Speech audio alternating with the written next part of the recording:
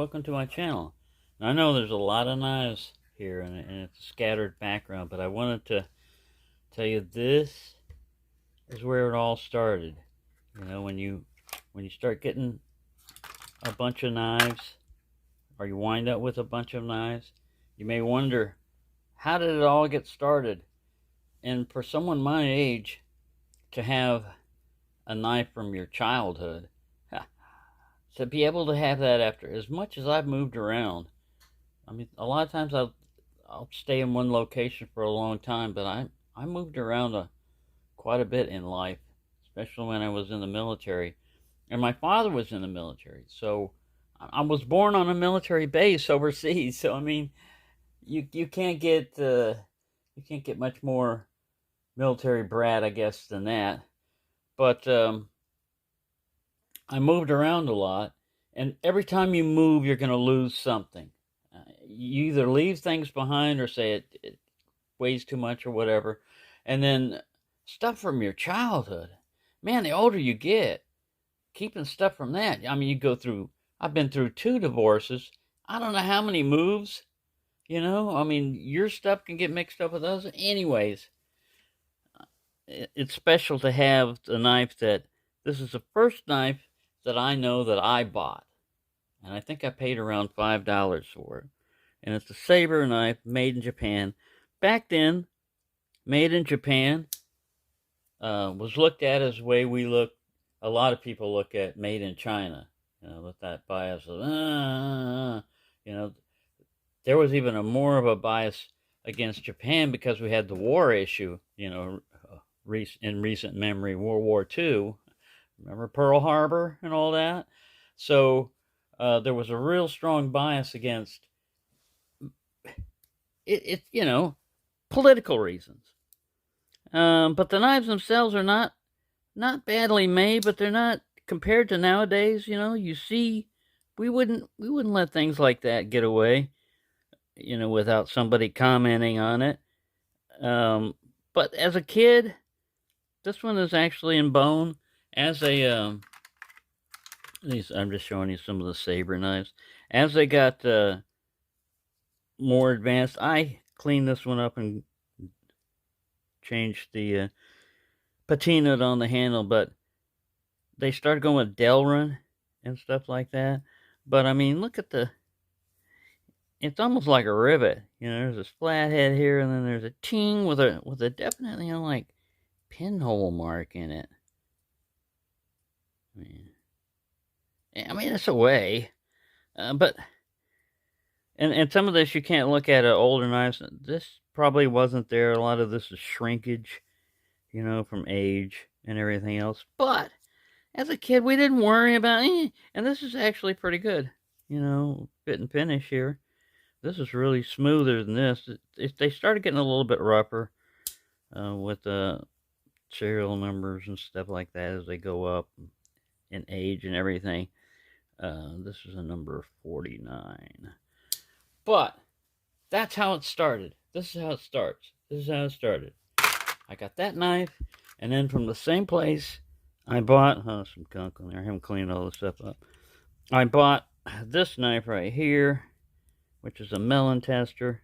Like I said, I haven't set these up for cleaning or anything, but I mean, you can see I used and abused it, and then here's where I arced it, using it to jumper used to be the starter solenoid for some trucks and everything, was a separate little unit and the fender well mounted there. And if you knew how to hit it, you're jumpering the battery amperage to the starter, and this becomes the switch relay. And of course, there's a lot of amps, and it's a stupid thing to do with a knife. And this got confiscated from me later on.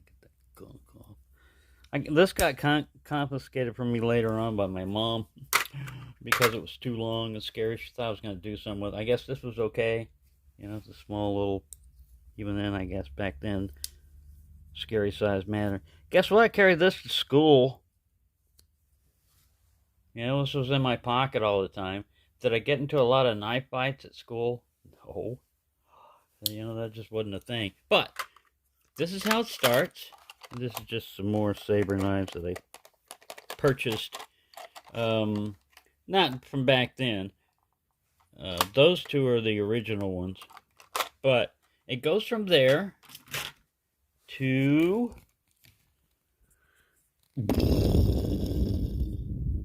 Now what I did with these is I stacked them up and then I changed it around. Oops. Yank my microphone off.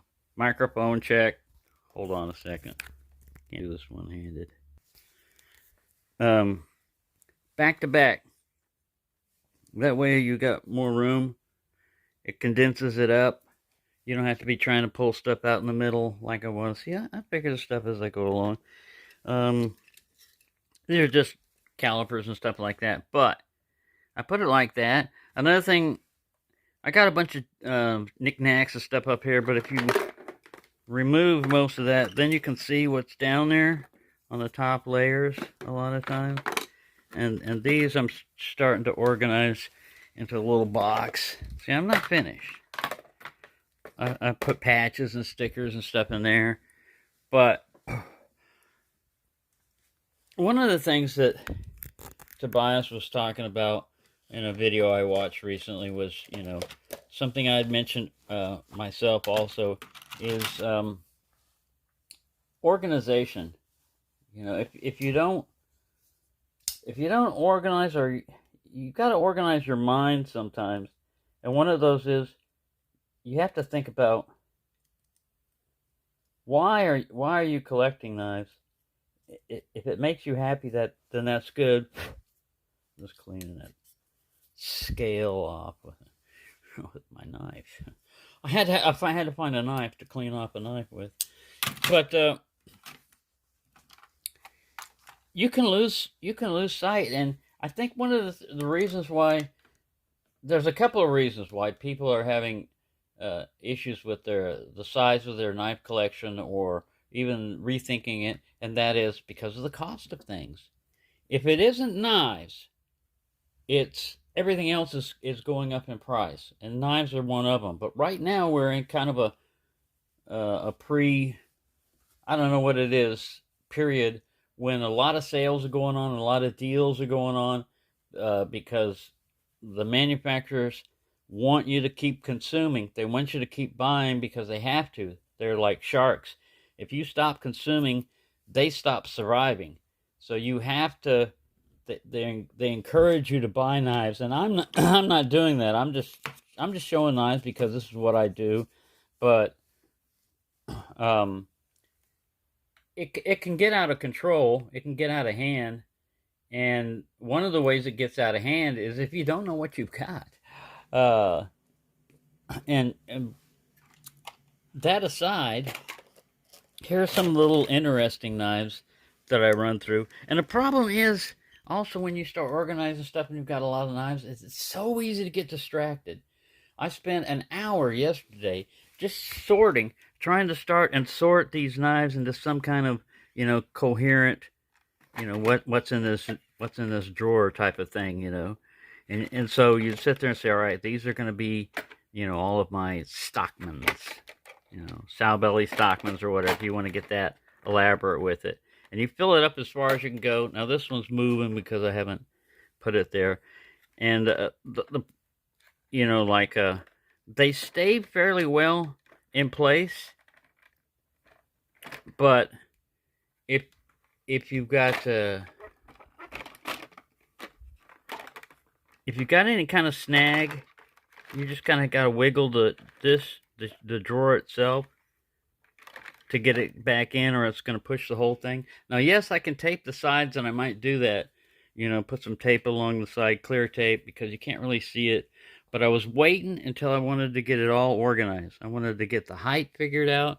I wanted to kind of get the arrangement, you know. And like I said, if you remove all the stuff on the top, it's a work in progress, because I still got to have some of these guys involved, you know, with the collection.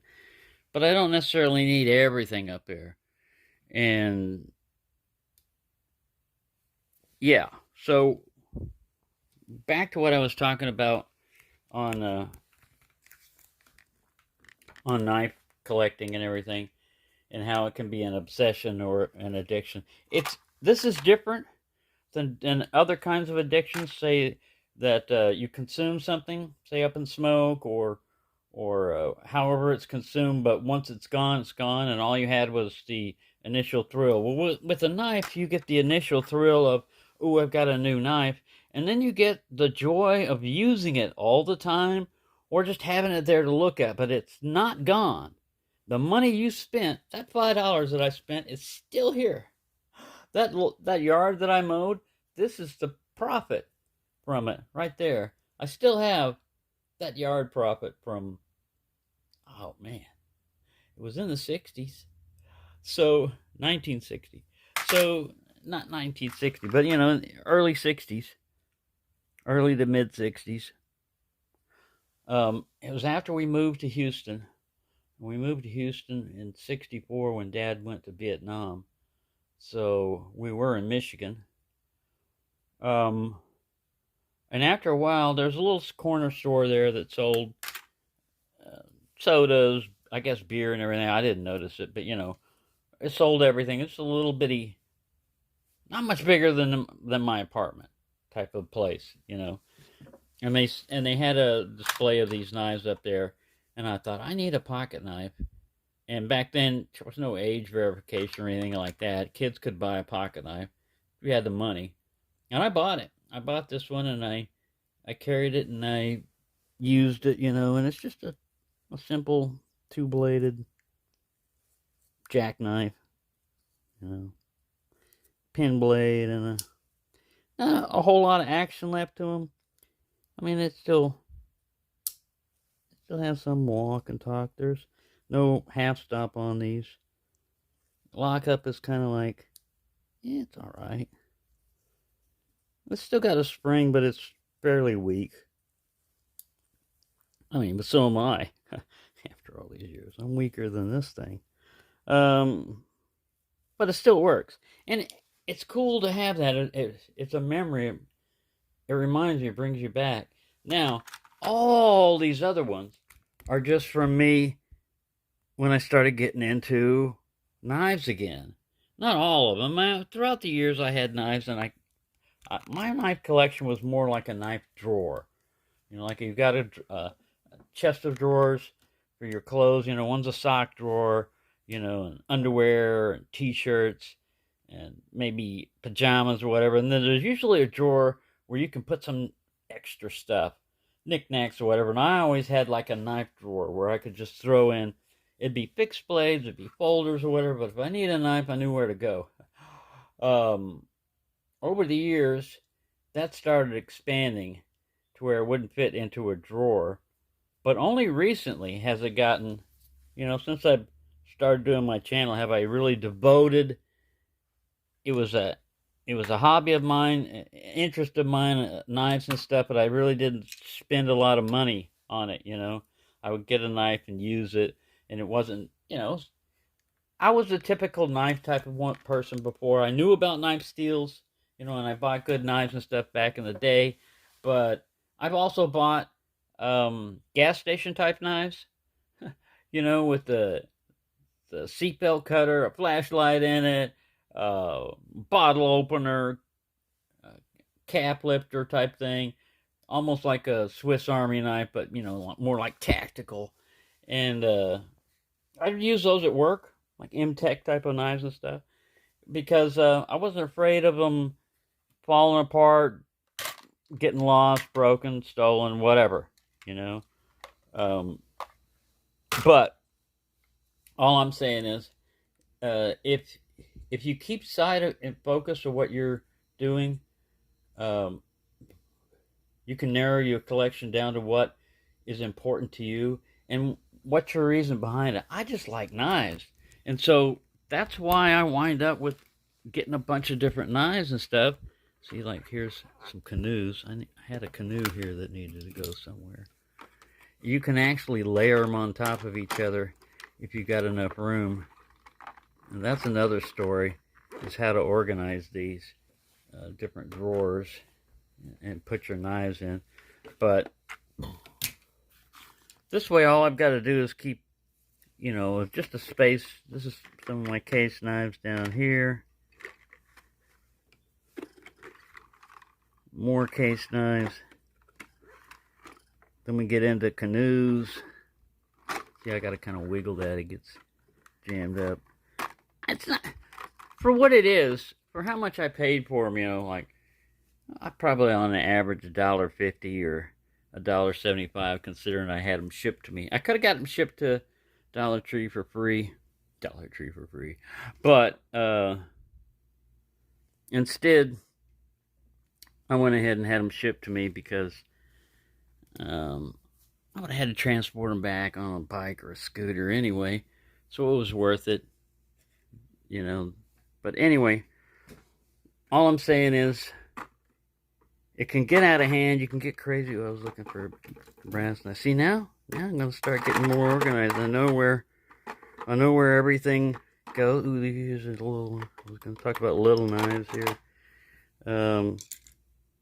But yeah, I'm getting more organized. It's easier to find things. It's easier to swap things around. So instead of just pulling all this out and trying to do this and this, I can just take the whole drawer out and put it back there. The ones that are less used and, you know, that have less room, and I can probably go up another stack up here if I wanted. You know, it's just, that's why I'm not taping these sides together yet, is because it is a good idea to hold the whole stack together, but I just wanted to make sure, what's the maximum height I want? Do I want to do like this, or do I want to pyramid it, you know, have it kind of like pyramid back? You know, so. But it's easy to mess with, easy to fix, and rearrange. Like back here, some old timers, and I like it. I like being able to see what I've got. See, like that. That guy's not set on there completely. They don't have a lot of little locking legs. There's only like a couple of places, but it does have a back ledge, so that if you got little cars and stuff like that, they won't roll off the edge right back there on the end. So that's helpful. And see, I've already spent almost 20 minutes talking about this, but there's more. There's big boxes of knives that I gotta put up, and measuring devices, and, you know, there's more knives and more stuff back there. But it's getting better. And getting back to, there's the fear of missing out, you know, with all the sales going on. There's all these offers, you know, look at this, the best price and all this other days. And it is because they know that people are not going to have any more money to spend pretty soon. And even if it's on sale. And so they've got to encourage you some way. You know, a knife is normally $150, and they knock $50 off of it. You're like, wow. Well, do you really need that knife? Well, my answer is, of course, no. I don't really need any more knives. But it's not about need on a hobby or something that you like. It's not about a need. It's always a want. And it should be a want list instead of a wish list. Because Tobias was talking on one video how he was purging his wish list. And man, I have had, in Smoky Mountain Knife Work, I had a wish list before they reorganized their website and lost my original wish list. 200-300 knives in there, because I'd look at something and I'd say, ooh, I like that, but I can't afford it. I'll just put it on my wish list so that one day maybe I'll be able to afford it.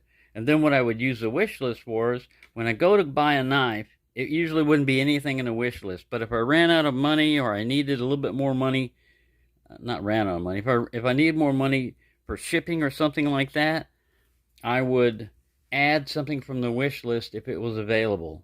So let me go look through this. And man, there's so many Rough Rider knives that I want. There's so many case knives that I want. There's so many fixed blades. Oh man, want. How many do you need? Well, actually, I've got all the knives I would ever need for the rest of my life. And that's not long.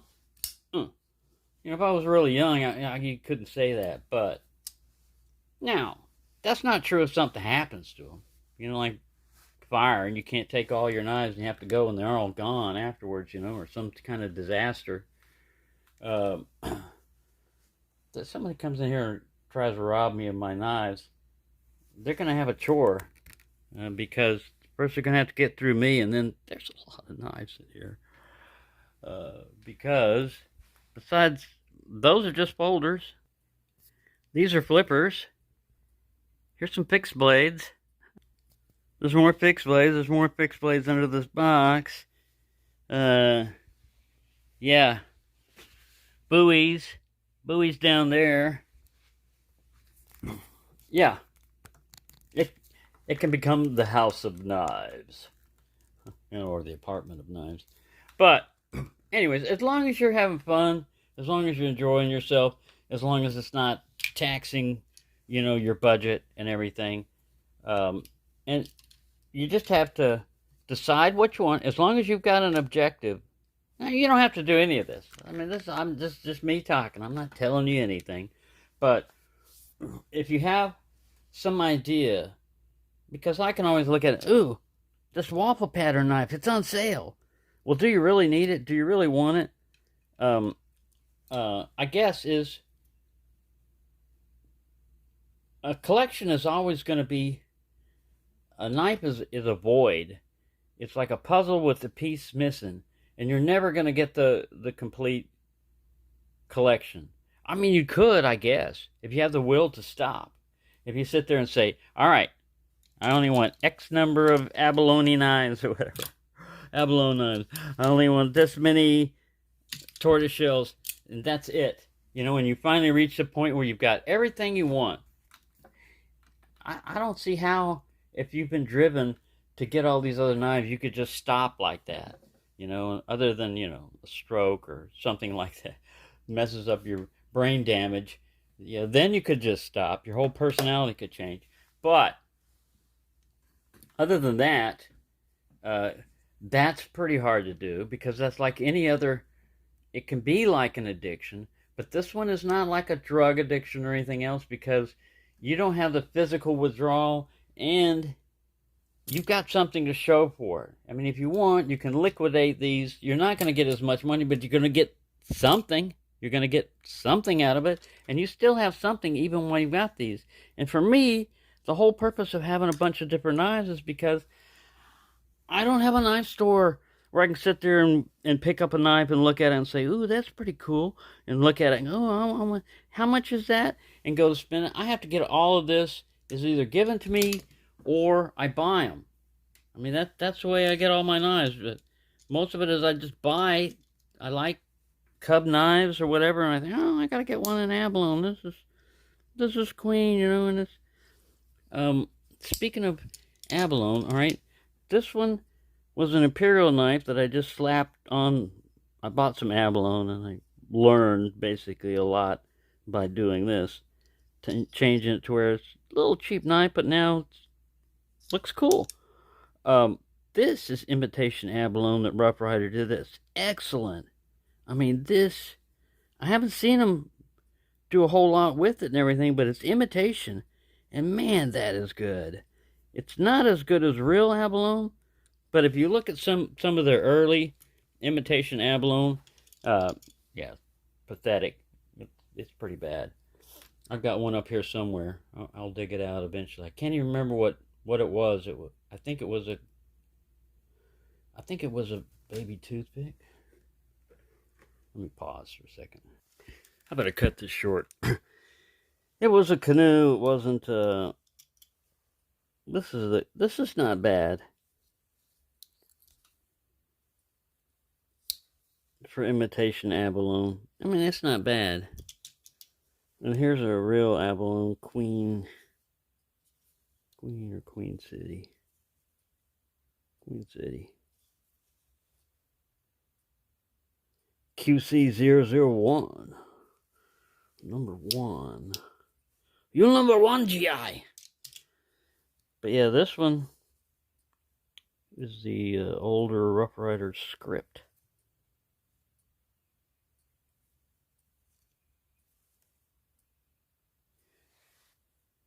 This is actually stamped, I mean, pressed in. Tank stamp here. See that? It's not an ink mark. That's an ink mark up there. That China stamp. That's actually punched in, like.